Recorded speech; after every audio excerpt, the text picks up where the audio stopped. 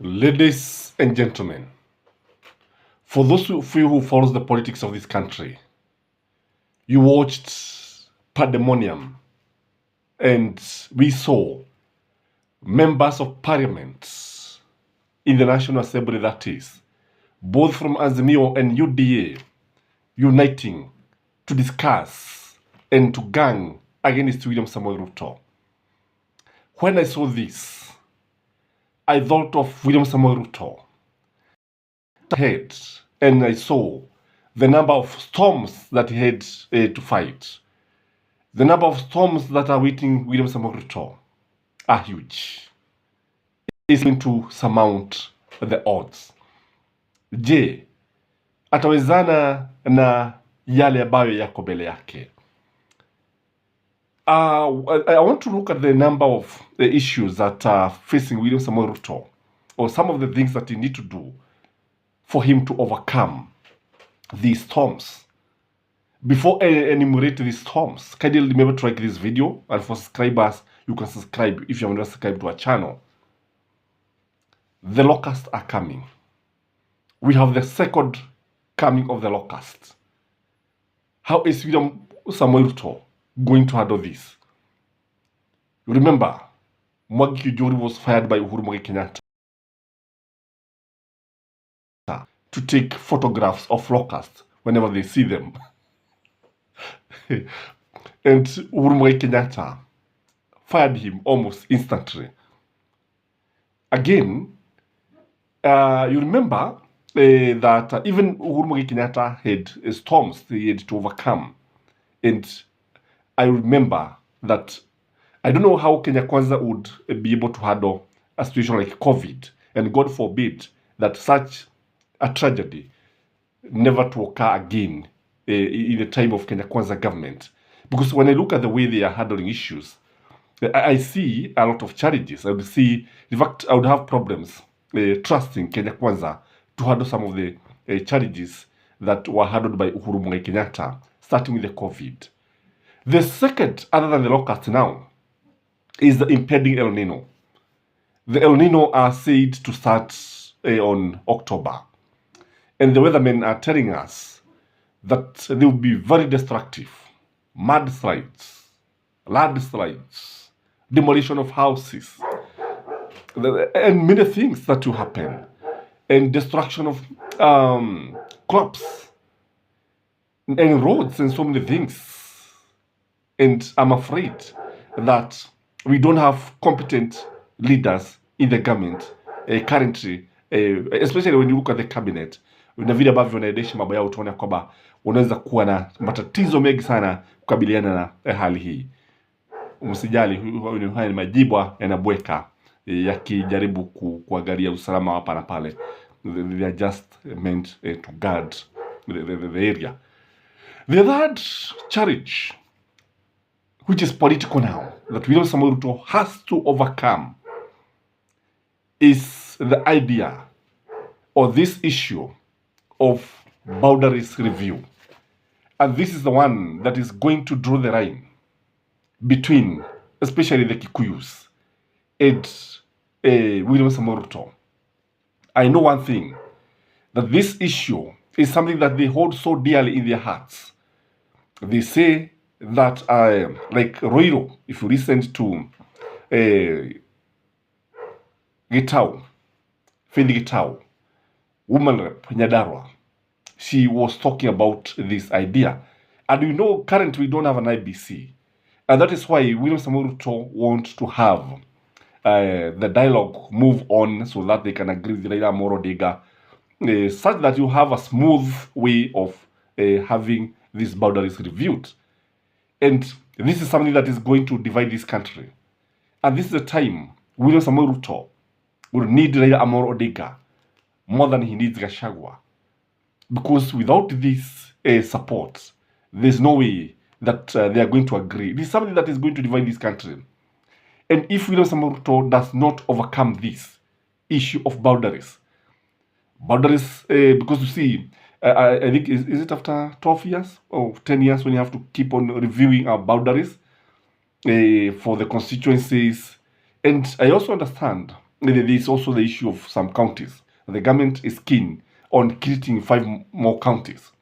This is something that William Ruto need to win, kwa sababu asipo shida anaweza kujipata katika shida kubwa sana. The other challenge that can easily break William Ruto is not even Raila AMOLO ODINGA, as many people have been thinking. It's not even Azimio. It is the farmers. The farmers are crying. For those of you who follows the politics of coffee, especially in Mount Kenya region, the farmers are crying. And they are being paid, I think, 37 per kg for their coffee berries. And they are mad about it. That's the truth of the matter. And this is the lowest. And last year, they were being paid 120 shilling. The macadamia farmers have not been left out. They are crying. And the government is busy also trying to privatize, I understand, sugar companies. And because there's challenges, especially in Western country, in Western constituencies. And you know that farming is like is a business in Kenya. And majority of people in Kenya are farmers. Literally, Kenya is an agricultural economy. It's an agriculture-based economy. And people, farmers, are crying. And this one even goes to the milk farmers. So if it does not give what they told, they promised Kenyans, the guaranteed minimum returns for their produce, this issue of telling people about fertilizers is not going to hold any water. And nobody is going to listen if he does not win this war. The other war that is ahead of William Ruto, and he must win this war, is that of one man, one vote, one shilling. One man, one vote, one shilling. Asipo shughulikia swala hili, this is a time bomb, especially Mount Kenya region. That is the truth of the matter. And I've been listening to some of members of Kenya Kwanza. You know, some of them talk behind the media, and it is something that they take dearly in their hearts. It is something that they hold so dearly to their hearts. And the Kenyans, the people from Mount Kenya region, have been complaining about it. Though they are not coming out clearly, the truth of the matter is that they are not happy about it. They are saying that Mount Kenya people have been gagged, they have been stopped from discussing this issue. And the residents want the government to address this issue because William Ruto promised this thing. The other thing is what now united the Azimio and UDA members of parliament. That is the higher education, new education funding model. And it was very clear that the person who actually proposed that they suspend the business of the day is none other than Roko. Roko is a member of parliament elected through UDA. Now, according to him, this model should be suspended, at least for 1 year. That's what they were saying. And they were saying it is opaque, it is vague, and they are afraid. The fear is that many parents don't even know what is happening. Many students may miss out to go to university. They may miss out the chance. And they are saying it is something that is not well thought.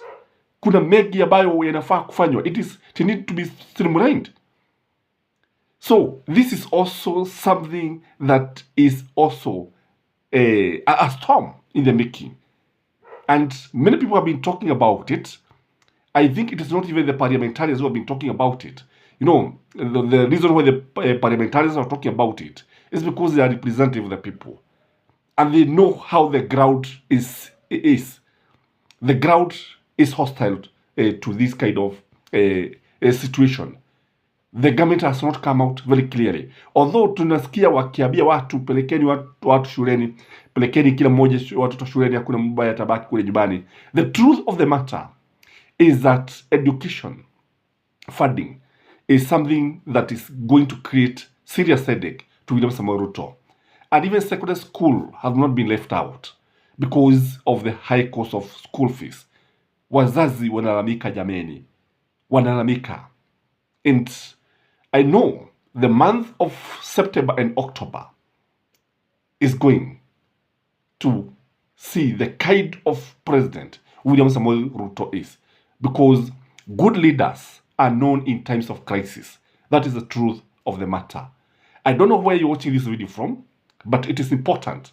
Maybe you comment and maybe say what you think about William Samuel Ruto and the storm, because I can tell you there are storms ahead, all the way from the Locusts to the education.